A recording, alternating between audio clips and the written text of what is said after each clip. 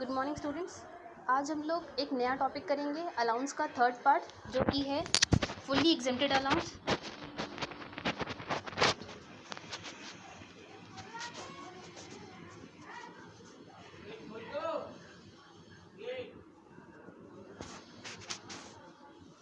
आपने partial exempted जो allowances हैं वो पढ़ चुके हैं, जो फुल्ली टैक्सेबल अलाउंस है वो भी कर चुके हैं। आज हम लोग फुल्ली जो एग्जेम्प्टेड अलाउंस होते हैं उनके प्रैक्टिस वो देखेंगे कौन कौन सा होता है।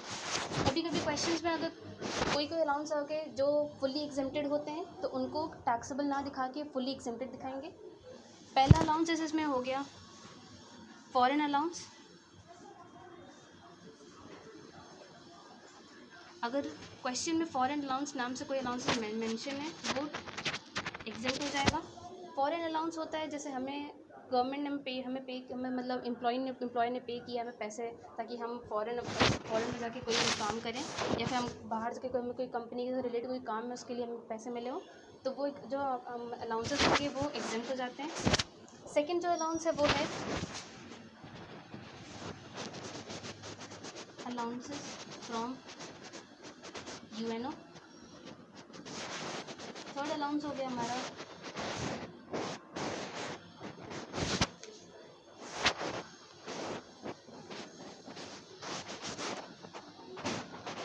अलाउंसेस टू हाई कोर्ट और सुप्रीम कोर्ट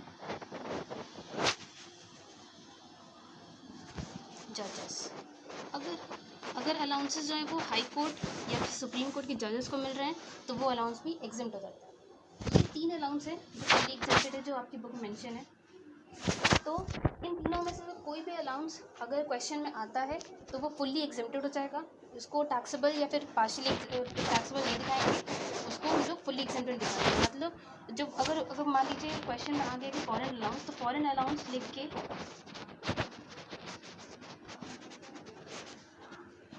उसके आगे लिख देंगे एग्जेम्प्टेड या फिर लिख देंगे एग्जेम्प्ट। बस यहाँ पे ये वो पार्ट ख़त्म हो जाएगा। ठीक है,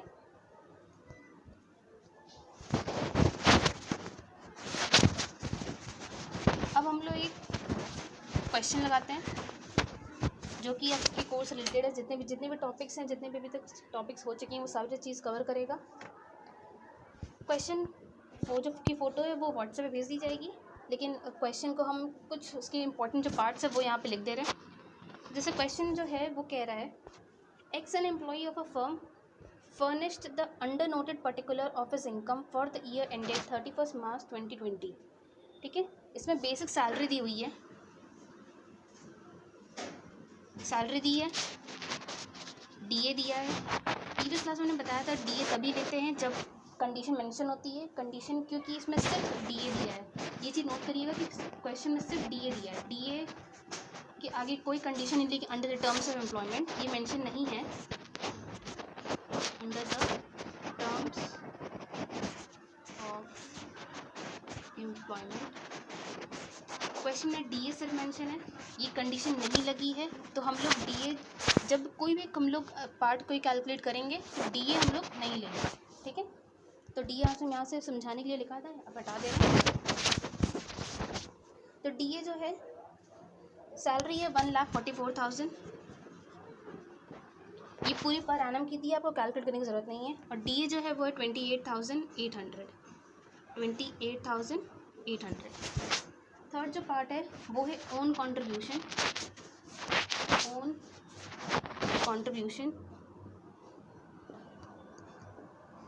own contribution means to RPF, recognise provident fund. मतलब ओन मीन्स क्या हो गया, ओन मीन्स हो गया एम्प्लॉय का कंट्रीब्यूशन है। एम्प्लॉय ने कंट्रीब्यूट किया है खुद के फंड में, तो अकॉर्डिंग टू द रूल जब अगर एम्प्लॉय कंट्रीब्यूट करता है आरपीएफ फंड में तो वो पार्ट जो होता है वो एग्जेम्प्ट हो जाता है। सिर्फ एम्प्लॉयर का कंट्रीब्यूशन होता है वो हम लोग लेते हैं अकॉर्डिंग टू द रूल, जो कि है एम्प्लॉयर का जो कंट्रीब्यूशन होता है वो लेते हैं up to 12%। Own contribution employ का एग्जेम्प्ट हो जाएगा, एम्प्लॉयर का अप टू 12% एग्जेम्प्ट, इसके अगर बियॉन्ड अबव जाएगा 12%, तो जो डिफरेंस होगा, मान लीजिए 13% कॉन्ट्रीब्यूशन है, तो जो डिफरेंस ये है यहाँ का, ये जो डिफरेंस है 1% का, ये टैक्सेबल होगा। ठीक है, ये कैलकुलेट कर लेंगे, इसकी अमाउंट जो होगी और इसकी अमाउंट जो होगी, इन दोनों का डिफरेंस इक्वल होगा 1% के बराबर, जो कि है टैक्सेबल। Clear point? तो इसमें क्वेश्चन में एम्प्लॉयर जो है, इसको नोट कर लीजिएगा, जो एम्प्लॉई है वो कंट्रीब्यूट कर रहा है। एम्प्लॉय कंट्रीब्यूट कितना कर रहा है, वो है अमाउंट दिया हुआ, इसमें मेंशन है 20,160। 20,160। फोर्थ पॉइंट जो है वो है एम्प्लॉयर का contribution. Employer's contribution to RPF. ये भी सेम अमाउंट है 20,160। ठीक है। फिफ्थ पॉइंट जो है वो दिया है इंटरेस्ट के ऊपर, interest on balance in RPF. ठीक है, ये दिया हुआ है, लेकिन इसके नीचे एक लाइन लिखी हुई है। लाइन ये है कि not exceeding the prescribed rate.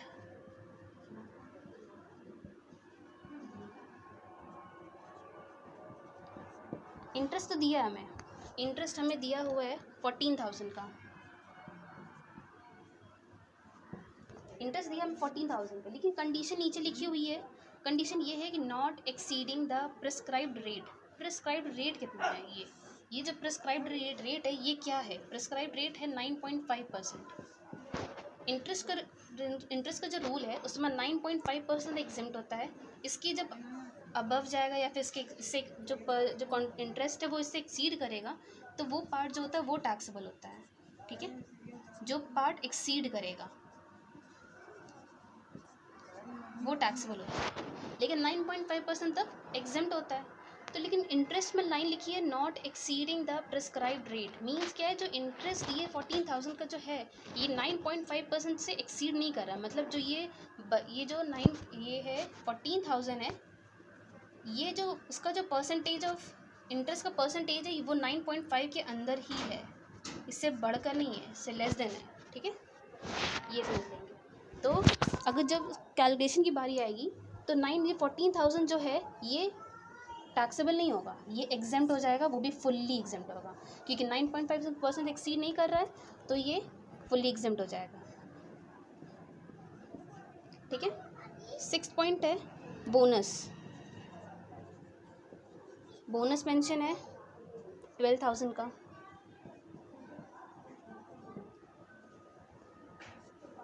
फिर 7th पॉइंट है he was provided with a small car. तो जो की पॉइंट्स है वो हम लिख रहे हैं, हम मेंशन कर रहे हैं, स्मॉल कार है। फिर कह रहे हैं for which the employer paid है, तो एम्प्लॉयर पे कर रहा है, ये की पॉइंट है। For all the running and maintenance cost the car was used for personal as well as official purpose. Means क्या है, मिक्स्ड यूज़ है। स्मॉल कार है, एम्प्लॉयर यूज़ कर रहा है, और मिक्स्ड यूज़ है। ठीक है, मिक्स्ड यूज़ है, स्मॉल कार है, एम्प्लॉयर यूज़ कर रहा था। अगर एम्प्लॉयर बॉर्न करता है, एम्प्लॉयर ज़्यादा पैसा कमा रहा है, तो वो ज़्यादा वाली कैटेगरी कौन सी थी? 1800 वाली और 2400 वाली। मैंने बताया था ना, एम्प्लॉय कम पैसा कमाता है तो वो कम पैसा देगा, 600 और 800 देगा, लेकिन 600, लेकिन एम्प्लॉयर ज़्यादा है कमा रहा है तो 1800 और 2400 देगा। मिक्स्ड यूज़ है तो ये देगा, लेकिन क्वेश्चन में ये ध्यान रखिएगा, 1800 और 2400 ये स्मॉल कार का होता है, ये लार्ज कार का होता है 2400। क्वेश्चन में चौफर मेंशन नहीं है, तो जब हम लोग कैलकुलेट करेंगे तो या तो 1800 लेंगे या तो 2400 लेंगे। ठीक है, 900 जो ऐड करना है वो नहीं ऐड करेंगे। एक चीज़ और ध्यान रखिएगा कि जो 1800 है, ये rule according to the rule ये पर मंथ की वैल्यू दी रहती है, तो जब कैलकुलेशन जब आएगी तो उसको into 12 करेंगे। ठीक है। 8 पॉइंट है 8 पॉइंट में दिया है कि X was also provide with rent free accommodation at Kolkata for which the employer paid rent of 1250। मतलब जो रेंट है वो है 1250, ठीक है, 1250 पर मंथ। इसमें रेंट दिया हुआ है, ये ध्यान रखिएगा, रेंट दिया हुआ है, रेंट दिया है, ध्यान रखिएगा इसका ये की पॉइंट है, ठीक है। फिर आगे मेंशन है कि X was allowed the use of the one refrigerator and air conditioner costing 8000 and 12,000 respectively. Means क्या है, जो घर मिला है उसका रेंट तो वो पे कर रहा है 1250 रुपये पर मंथ, फिर उसके बाद उसको एक रेफ्रिजरेटर मिला है और एक एयर कंडीशनर मिला है, ठीक। दोनों के जो रेट हैं वो दिए हुए मेंशन, मतलब एसी का रेट कितना है 12,000 और रेफ्रिजरेटर का है 8,000। ये दोनों फर्नीचर का पार्ट बन गए, ये दोनों फर्नीचर का पार्ट बन गए, ठीक है। फिर आगे दिया हुआ है while their written down value on 1/4/2019 वर 4,500, मतलब रिटन डाउन वैल्यू दी है। इससे कोई हम लोग को कोई मतलब नहीं है, लेकिन क्वेश्चन में कंफ्यूज करने के लिए हम लोग को दे दिया गया है। तो 4,500 ये दिया है किसकी, ये है 7,000 एसी की कॉस्ट है और 4,500 हम लोग के रेफ्रिजरेटर की कॉस्ट है, ऐसे समझ लीजिए, ठीक है। 7,000 हो गई हमारी रेफ्रिजरेटर एसी की cost, written down value method है, मतलब डेप्रिसिएशन लगाने के बाद जो वैल्यू आई है, और 4,500 है रेफ्रिजरेटर की कॉस्ट, ठीक है, ये हो गया। तो जब कैलकुलेशन आएगी तो हम लोग क्या करेंगे, क्योंकि रेंट दिया हुआ है और कोई पॉपुलेशन मेंशन नहीं है, तो रेंट को हम लोग ध्यान में रख के करेंगे क्वेश्चन। रेंट दिया हुआ है, जब रेंट दिया है अनफर्निश्ड का पार्ट है, तो हम लोग रेंट कंपेयर जो रेंट है और 15% ऑफ सैलरी, 15% ऑफ सैलरी, ठीक है। तो 15% ऑफ सैलरी में क्या क्या होता है वो भी आगे बताएंगे। 15% अकॉर्डिंग टू द रूल है, रेंट कम होगा या 15% ऑफ सैलरी, जो कम होगा वो अमाउंट लेके उसमें से इसका फर्नीचर का 10% का कॉस्ट ऐड कर देंगे, ठीक है। वो अभी जब क्वेश्चन जब कराएंगे तो उसमें अभी हम कैलकुलेशन आपको प्रॉपर तरीके से पूरा बताएंगे। लास्ट जो पॉइंट है वो है लाइफ इंश्योरेंस प्रीमियम दिया हुआ है 12,000 का, was paid by the x employer, जो एम्प्लॉई है एक्स है उसका एम्प्लॉयर पे कर रहा है उसका प्रीमियम, ठीक है, on an insurance policy for 2,40,000 on x life, मतलब एक्स लाइफ के ऊपर जो पॉलिसी कराई थी उसने 2,40,000 की, उस पर वो प्रीमियम पे कर रहा है जो कि है 12,000 रुपये का, ठीक है।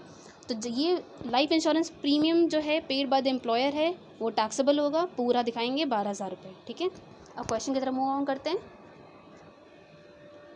आंसर कैसे करेंगे इसका प्रॉपर तरीके से देखते हैं।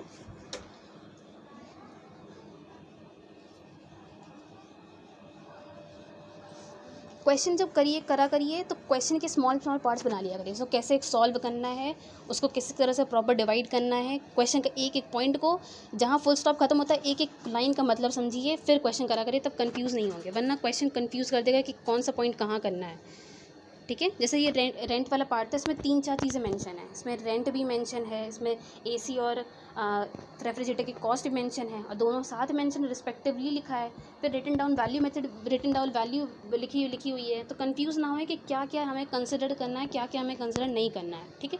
तो जो इंपॉर्टेंट चीज़ें हैं क्वेश्चन को क्लियर करके करें क्वेश्चन। तो जैसे पहला है लिख लेंगे, सबसे पहले लिखते हैं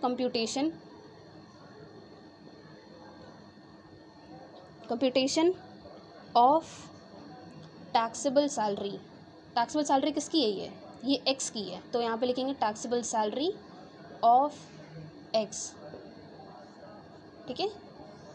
जैसे हम 12th में पर्टिकुलर अमाउंट लिखते थे, तो वैसे सबसे ऊपर हम लोग यहाँ लिखेंगे, ठीक है। अब यहाँ लिख लेंगे फॉर द असेसमेंट ईयर क्या है 2021 है हमारा, ठीक। अब पहला पार्ट आते हैं, फर्स्ट पार्ट क्या है क्वेश्चन का, फर्स्ट पार्ट है सैलरी में कोई कैलकुलेशन नहीं करनी है, आराम से लिख दें 1,44,000।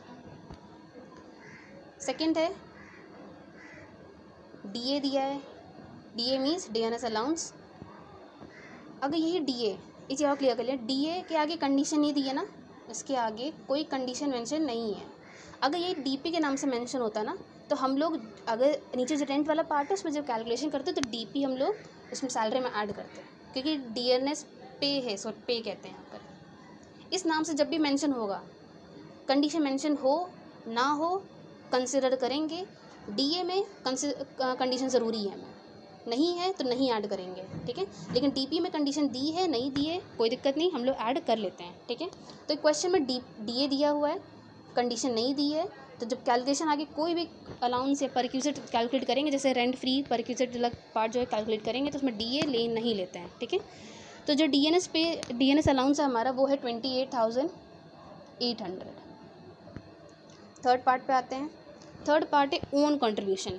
तो जो चीज़ एग्जेम्प्ट में होती है, जैसे ओन कंट्रीब्यूशन क्या है, ओन कंट्रीब्यूशन एग्जेम्प्ट हो रहा है, तो ओन कंट्रीब्यूशन को ये नहीं कि मेंशन नहीं करेंगे, हम लोग मेंशन करेंगे, लेकिन लिख देंगे ओन कंट्रीब्यूशन, या फिर लिख दो एम्प्लॉयज़ कंट्रीब्यूशन, आगे लिख दो एग्जेम्प्ट,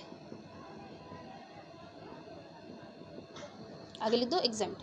फोर्थ पॉइंट जो है एम्प्लॉयर का कंट्रीब्यूशन है, एम्प्लॉयर्स कंट्रीब्यूशन। अब इसको कैलकुलेट करेंगे, ठीक है, क्योंकि इसमें दिया हुआ है एम्प्लॉयर्स का कंट्रीब्यूशन है 20,160, same as of own employees contribution. लेकिन एम्प्लॉयज़ कंट्रीब्यूशन एग्जेम्प्ट होगा हमारा। Employer contribution according to the rule up to employees contribution is exempted up to 12% of salary.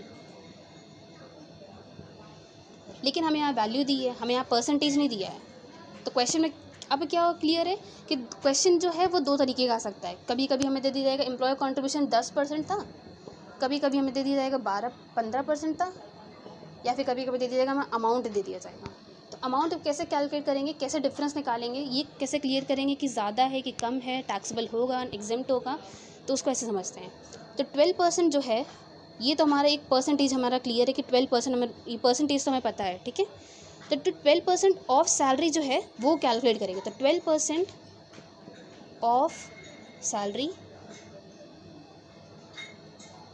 तो 12% जी सैलरी है। अब इसका मतलब समझ ले क्या होता है। सैलरी का मतलब होता है, क्या कैलकुलेट कर रहे हैं यहाँ पे हम लोग, प्रोविडेंट फंड हम लोग कैलकुलेट कर रहे हैं, RPF कैलकुलेट कर रहे हैं। तो प्रोविडेंट फंड में क्या क्या लेंगे, सैलरी लेते हैं, DA लेते हैं, कमीशन लेते हैं, बस इसके आगे कुछ नहीं लेंगे। सैलरी दी हुई है, DA दिया है, लेकिन कंडीशन नहीं लगी है तो नहीं लेंगे। कमीशन नहीं दिया है, आगे क्वेश्चन में मेंशन नहीं कमीशन, तो हम लोग सिर्फ 12% ऑफ 1,44,000, ठीक है। इसको लिख लेंगे, इसका परसेंटेज निकाल लो। 1,44,000 का 12%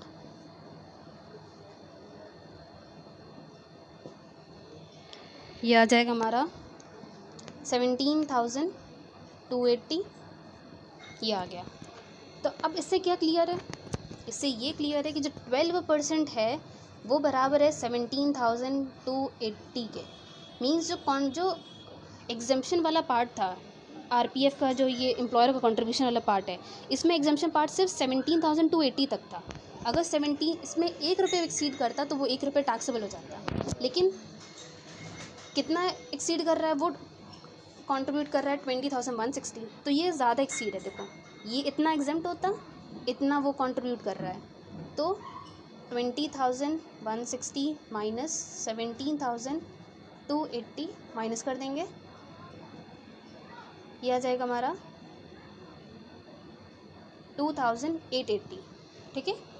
अब 12% जो था निकाल लिया सैलरी का। सैलरी में सैलरी होती है, DA था और कमीशन था। कमीशन मेंशन नहीं है, नहीं लेंगे।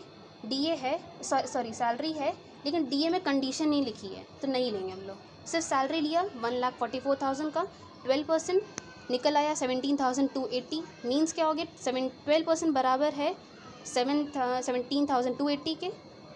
कितना कंट्रीब्यूट कर रहा है, 20,160। डिफरेंस निकाल लेंगे दोनों का, कंट्रीब्यूशन का और एग्जेम्पशन जो लिमिट है, डिफरेंस जो होगा वो हमारा टैक्सेबल हो जाएगा। तो एम्प्लॉय से कंट्रीब्यूशन आगे लिख लो 2880, ठीक है, इसको नोट कर लें।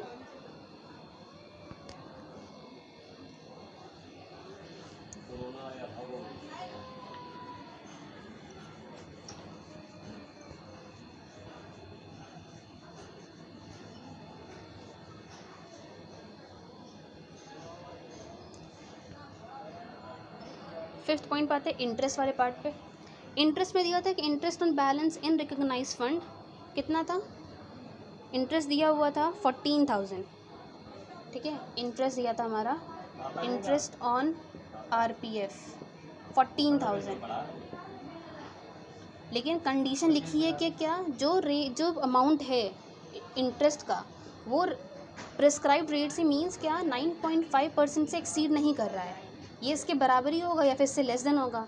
मीन्स क्या 9.5% बराबर 14,000 है या फिर 9.5% कोई स्पेसिफिक परसेंटेज के बराबर ही 14,000 है, तो ये जो लिमिट 14,000 है ये एग्जेम्प्ट हो जाएगा हमारा, क्योंकि अकॉर्डिंग टू द रूल 9.5% तक होता है एग्जेम्प्ट, इसके आगे कोई परसेंट एक्सीड किया मीन्स 11% हुआ, तो ये डिफरेंस जो है दोनों का ये टैक्सेबल हो जाएगा।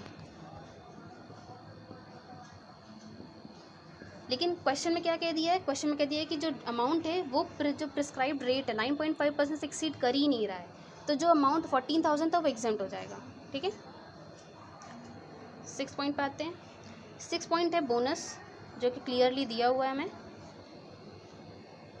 दिया है 12,000, लिख लेंगे इसको ऐसे। 7th पॉइंट है स्मॉल कार वाला पार्ट। स्मॉल कार में स्मॉल कार था, मिक्स्ड यूज़ था।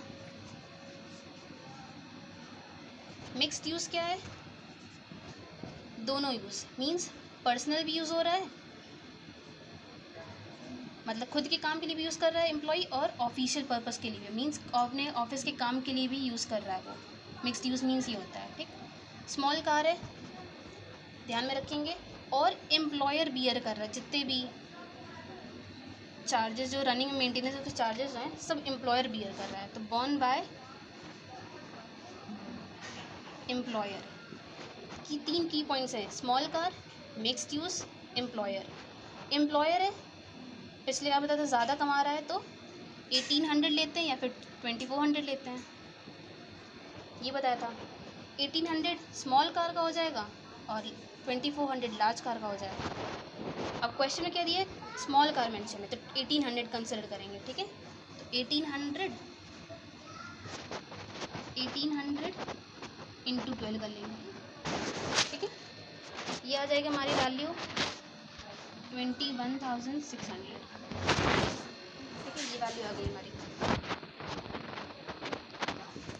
ये स्मॉल कार थी तो जो इसमें से जो कम रेट होगा वो स्मॉल कार का होता है। अगर यहाँ लार्ज कार मेंशन होती है तो 20, जहाँ पे ये 1800 लिया है यहाँ पे हम लोग 2400 लेते हैं।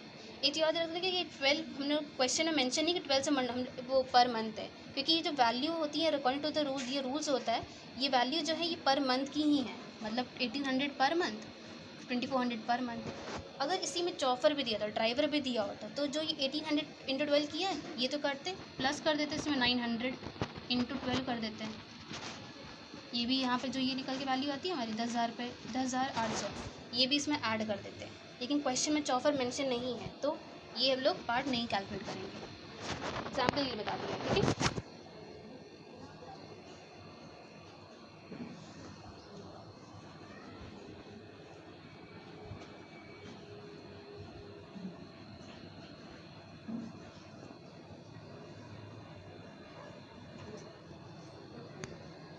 अब 8 पॉइंट पे आते हैं। 8 पॉइंट है रेंट फ्री वाला, रेंट फ्री हाउस, इसको ध्यान से समझो। इसमें रेंट दिया हुआ है, रेंट है, रेंट इक्वल है 1250 पर मंथ, ठीक है। कोई पॉपुलेशन नहीं गिवन है, ये ध्यान रखिएगा, एक ये पॉइंट हो गया, एक ये पॉइंट है जो ध्यान रखना है। थर्ड पॉइंट ये है कि इसमें एसी की कॉस्ट दी हुई है और रेफ्रिजरेटर की कॉस्ट दी हुई है। एसी और रेफ्रिजरेटर की दी है। एसी की इसमें दी हुई है 12,000 और रेफ्रिजरेटर की दी हुई है 8,000। तो ये जो दोनों हैं ये कंसिडर करेंगे फर्नीचर का पार्ट है, और इसमें कोई रेंट एम्प्लॉयर एम्प्लॉई से नहीं ले रहा है। एम्प्लॉयर एम्प्लॉई से नहीं ले रहा है, ये भी ध्यान में रखेंगे। तो जो उसका रूल है वो ये है कि जो रेंट होता है, जो वैल्यू होती है, वैल्यू ऑफ रेंट, ऐड कर देंगे इसमें 10% कॉस्ट ऑफ फर्नीचर,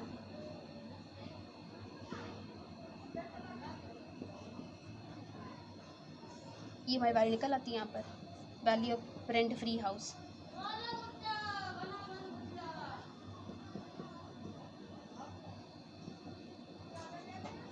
अब ध्यान में रखते हैं ये वैल्यू ऑफ रेंट है, 10% कॉस्ट ऑफ फर्नीचर, फिर ये निकलेगा। तब कैलकुलेशन कैसे करना देखिए। वैल्यू ऑफ रेंट, पहले तो रेंट कैलकुलेट करें कितना दिया हुआ है। रेंट दिया हुआ है 1250 इंटू 12 कर लेंगे इसको, ठीक है। तो 1250 इंटू 12 दिया है तो ये आ जाएगा हमारा 15,000, ठीक है, ये आ जाएगा 15,000। उसके बाद और करके निकालेंगे क्योंकि इसमें रेंट दिया है ना, इसमें तो डिफरेंस निकालेंगे। और 15% ऑफ सैलरी, 15% ऑफ सैलरी। अब सैलरी का मतलब क्या है यहाँ पे, ये समझिए पहले। Salary DA, commission, allowances, bonus, इन सब में सैलरी में ये सब चीज़ें ऐड कर दी जाएंगी, ये चीज़ें। फिर जाके जो ये वैल्यू निकलेगी यहाँ पर, ये टोटल सैलरी होगी। ये सैलरी हम लोग लेंगे, इसका 15% निकालेंगे हम लोग, ठीक है। सैलरी है, डीए है, कमीशन, अलाउंस, जितनी भी अलाउंस है, एंटरटेनमेंट अलाउंस और फॉरेन अलाउंस एग्जेम्प्ट हो जाता है, एचआरए दिया है तो वो सब यहाँ पे ले लेंगे। बोनस दिया हो तो ये भी ले लेते हैं। अब क्वेश्चन, इस क्वेश्चन में क्या क्या मेंशन है, सैलरी मेंशन है, डीए मेंशन है, अलाउंस कमीशन में नहीं मेंशन है, अलाउंसेस नहीं मेंशन है, बोनस मेंशन है। तो सैलरी है 1,44,000, डीए नहीं लेंगे क्योंकि कंडीशन नहीं मेंशन थी। ये पहले ये टिक जो लगाया ये इसलिए लगाया क्योंकि क्वेश्चन में मेंशन था, लेकिन कंडीशन मेंशन नहीं था, इसलिए यहाँ नहीं लेंगे हम लोग। और फिर बोनस मेंशन हो गया, बोनस मेंशन था हमारा 12,000 का। तो जो ये वैल्यू आएगी ये ले लेंगे हम लोग, 1,56,000। अब 1,56,000 का निकालेंगे 15%, ये आ जाएगा हमारा 23,400। अब एक वैल्यू ये थी रेंट, इसके बीच में देखिए और लगा था ये। फिर जो 15% ऑफ सैलरी निकला है वो वैल्यू है 23,400। इन दोनों में से जो लेस है, which ever is less,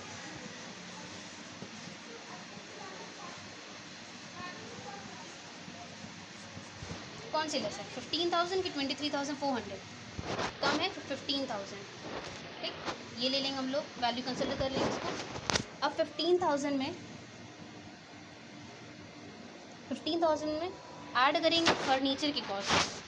question rule क्या था, 10% of cost of furniture add करनी थी ना। तो एसी की कॉस्ट है 12,000, रेफ्रिजरेटर की कॉस्ट है 8,000, टोटल होगा 20,000। इसका निकालेंगे 10%, ये आ जाएगा 2,000। अब यहाँ पे ऐड कर देंगे इसको,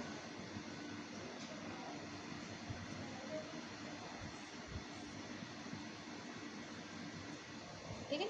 ये जो वैल्यू है ये value of rent free house है। एक बार फिर से समझ लेते हैं।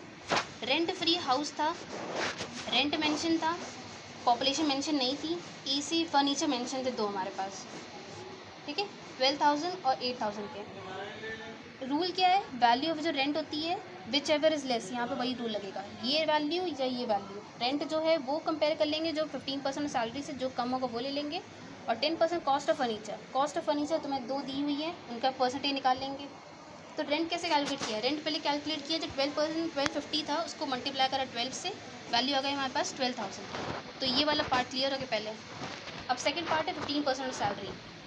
तो 15% ऑफ सैलरी, सैलरी में क्या क्या इंक्लूड होता है? Salary means salary plus DA plus commission plus allowances plus bonus, 5 चीज़ें। ये टोटल, इन सबका टोटल वैल्यू बनती है किसकी? सैलरी की, जो सैलरी यहाँ कैलकुलेट करेंगे उसकी।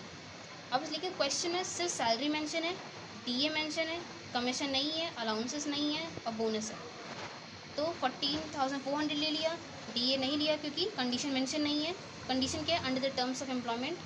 बोनस मेंशन है 12,000 का, ऐड करा, ये आ गया हमारी सैलरी, ये सैलरी है।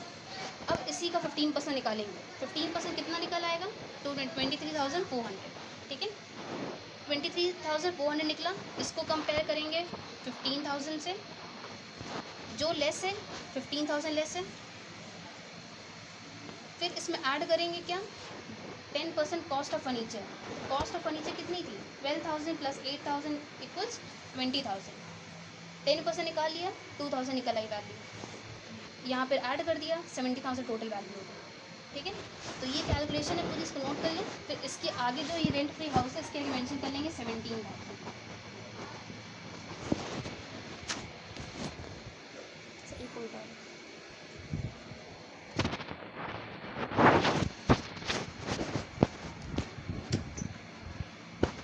अब लास्ट पॉइंट कर लेते हैं। लास्ट पॉइंट इजी है। लास्ट पॉइंट है लाइफ इंश्योरेंस प्रीमियम। LIC का प्रीमियम है।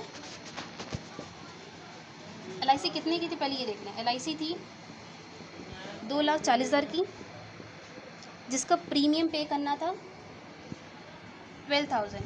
किसने पे कर दिया है? एम्प्लॉयर ने पे किया है।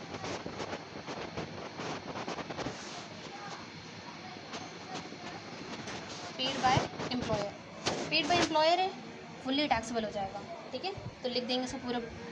अब ये लास्ट पॉइंट था। अब क्योंकि हमने पिछले जितने